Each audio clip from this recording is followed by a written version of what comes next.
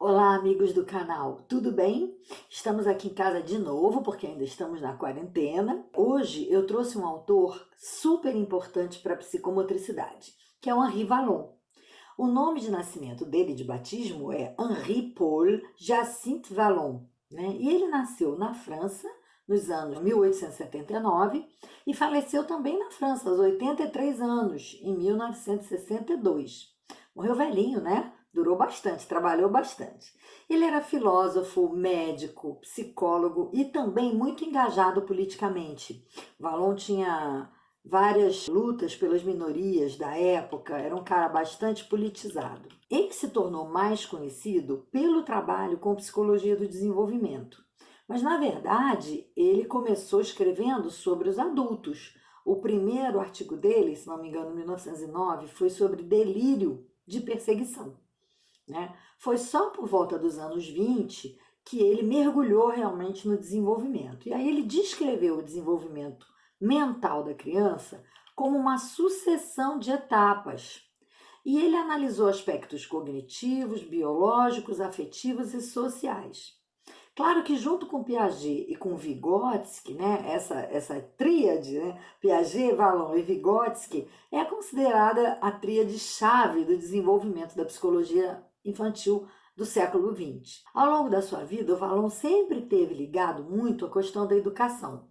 Ele se formou na França em 1908 em medicina. Até 1931 ele trabalhou com crianças com deficiência mental. A sua teoria é chamada de teoria psicogenética, né? E ajuda a compreender o desenvolvimento, porque ele defende que esse desenvolvimento se faz a partir da interação daquele potencial genético típico da espécie, né, que o sujeito traz em si, atravessado por uma grande variedade de fatores ambientais, né? Então, se a gente pensar em epigenética, o Vallon já falava da epigenética, o que é muito legal.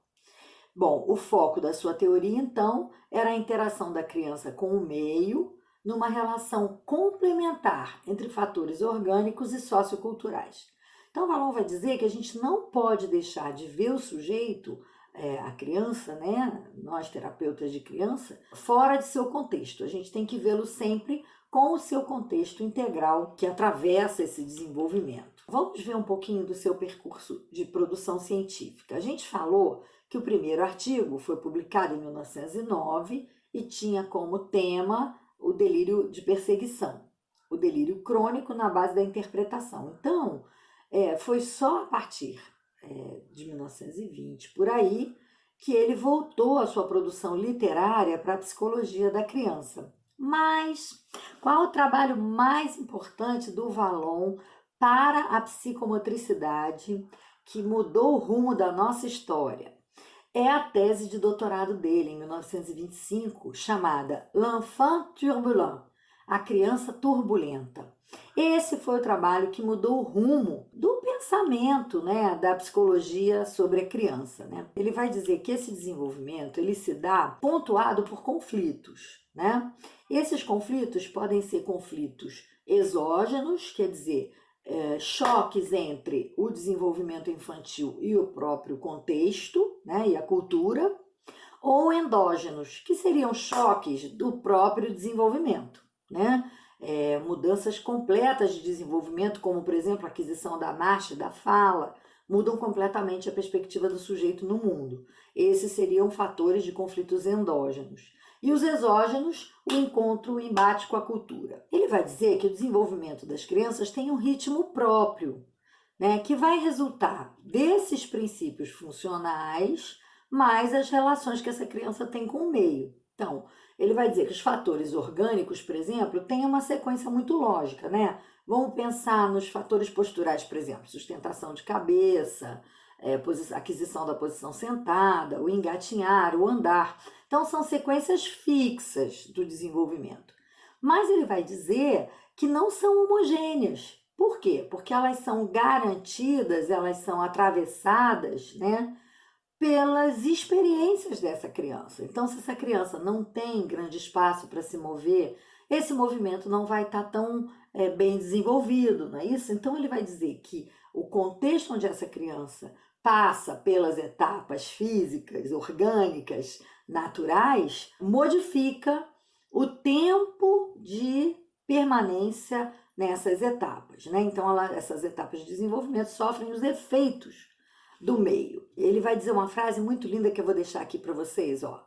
Para que as crianças se desenvolvam, precisam interagir com o alimento cultural, isto é, linguagem e conhecimento. Não é lindo isso? Então, o Valon via a criança inserida em toda a cultura. Muito bacana, né? Por isso que ele era tão parceiro lá dos pensamentos de Vygotsky e do Piaget, né? Vamos ver qual foi a maior contribuição do Valon para nós?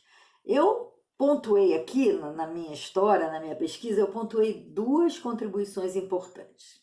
A primeira é porque o conceito de corpo é muito trabalhado por Valon, né? A motricidade é para ele algo muito importante, o tônus enquanto atitude para ele é algo muito, muito importante na sua teoria.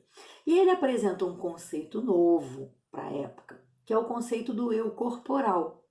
Nesse conceito do eu corporal, o que o Valon pleiteia? Ele pleiteia que o recém-nascido não se diferencia do outro, nem dos objetos que o cercam, nem no plano corporal. Então, o bebê não sabe onde termina a boca, onde começa o seio materno. Não sabe onde acaba o seu corpo, onde começa o lençol, não é? Esse bebê ainda não diferencia o seu corpo dessas superfícies. Isso aí dura mais ou menos o primeiro ano de vida, né? Quando ocorrem 2 adventos importantes, que é a marcha e a linguagem, né? Então, para Valon, isso muda um pouquinho a situação do eu, né? A gente passa do eu corporal para a construção do eu psíquico, né? E ele diz que um marco importante é quando a criança passa a usar o pronome eu, né? E para essa aquisição, né, a criança passa pelo estágio do espelho, não é? Que o Lacan vai falar tão bem e citar Valon no seu artigo que fala sobre, na conferência onde ele fala sobre o estágio do espelho, né? Ele vai dizer que a criança demora um pouco a reconhecer a sua imagem refletida. Por quê? E o Bergès fala muito bem disso, né? Porque a motricidade ultrapassa a imagem, não é? Então, ele demora a perceber que ele não está onde ele vê, mas sim onde ele se sente, né? Onde ele está com o corpo presente. Então, a motricidade transborda a imagem e aí a criança consegue, aos poucos, ir percebendo que ela está onde ela se sente e não onde ela se vê, né? Onde a imagem está refletida. Muito legal isso, né? Então, vamos falar desses estágios do desenvolvimento, porque é uma proposta muito bacana que o Valon traz para a gente, né? Ele vai dizer que os estágios do desenvolvimento são cumulativos e dinâmicos. Isso quer dizer o quê? Que o que a gente ganha no primeiro estágio do desenvolvimento, a gente não deixa para lá quando a gente passa para o segundo estágio. A gente incorpora, né? E a gente vai trazendo todos os estágios do desenvolvimento até a nossa idade adulta, adolescência, enfim. Então vamos lá nos estágios do Valon, do desenvolvimento, né? O primeiro estágio é considerado chamado de estágio impulsivo puro. A dependência do bebê é total, há uma dependência para viver, na verdade, esse bebê precisa do outro para viver. E o Valon caracterizava esse estágio como atividade reflexa, né?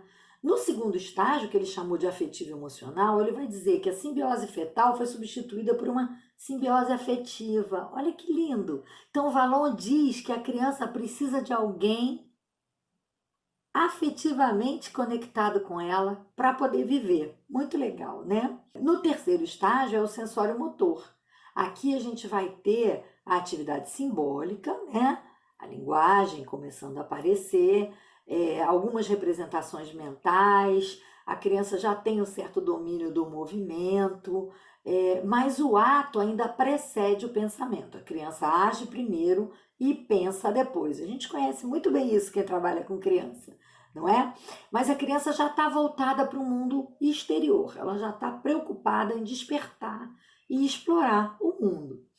Tanto que o estágio seguinte, o Valon chamou de projetivo. Por que projetivo? Porque a criança se projeta sobre os objetos para conhecer o mundo, né? Então é a hora que ela abre os armários, tira da gaveta, joga tudo do berço fora, ela precisa incorporar esse mundo através da sua ação projetiva sobre os objetos. E o quinto estágio, e é tudo muito enredadinho, muito alinhavado, né? A gente fala do estágio do personalismo. Para o Valon, é aqui que a gente vai conquistar o eu psíquico, né? A gente vem trabalhando nessa conquista, que é o negativismo. A criança diz não para tudo, até porque ela gosta, ela diz não. Depois o exibicionismo, onde ela quer mostrar do que ela é capaz. E depois, de fato, o personalismo. E aí entra o período da imitação, aí ela é meio Maria vai com as outras, enfim, é um período bem legal do desenvolvimento. O último estágio, né, o categorial, onde a diferença se faz mais nítida entre eu e o outro, né? A criança tem condições mentais de explorar o espaço, né? Entra a questão da hipótese e dedução do Piaget, né? E por último, o estágio da adolescência, que embora Valon não tenha se debruçado sobre o estágio da adolescência, estudado isso, né?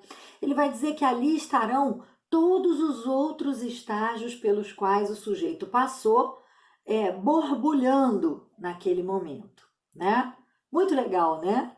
E essa perspectiva dinâmica e cumulativa do desenvolvimento é muito característica do Valon. Vou mostrar aqui uma figurinha para vocês. E é assim, como se uma fase fosse penetrando a outra e dando espaço para outra, né? Porque o desenvolvimento não acaba. O Valon acha que os estágios se sobrepõem. E se sobrepõem de forma complexa, marcada por crises, como a crise da adolescência, por exemplo, né?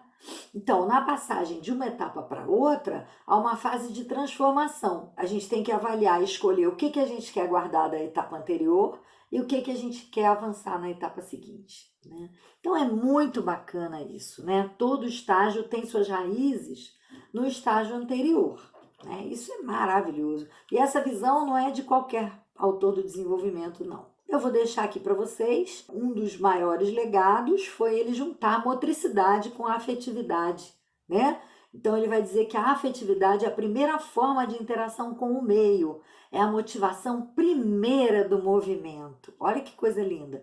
A afetividade é o elemento mediador primordial das relações sociais, dado que separa a criança do ambiente. E ele ainda vai dizer mais, a afetividade é a base da inteligência. E o movimento, claro, ele foi um autor que deu muito valor à questão motora. Ele vai dizer que o movimento seria um dos primeiros campos funcionais a se desenvolver.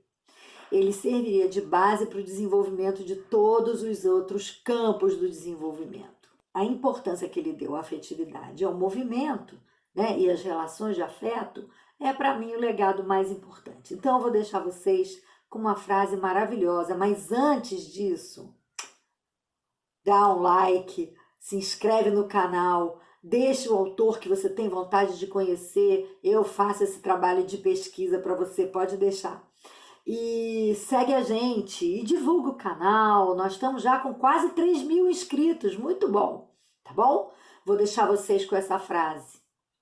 Para Valon, o outro é um parceiro perpétuo do eu na vida psíquica. Um beijo e até o próximo.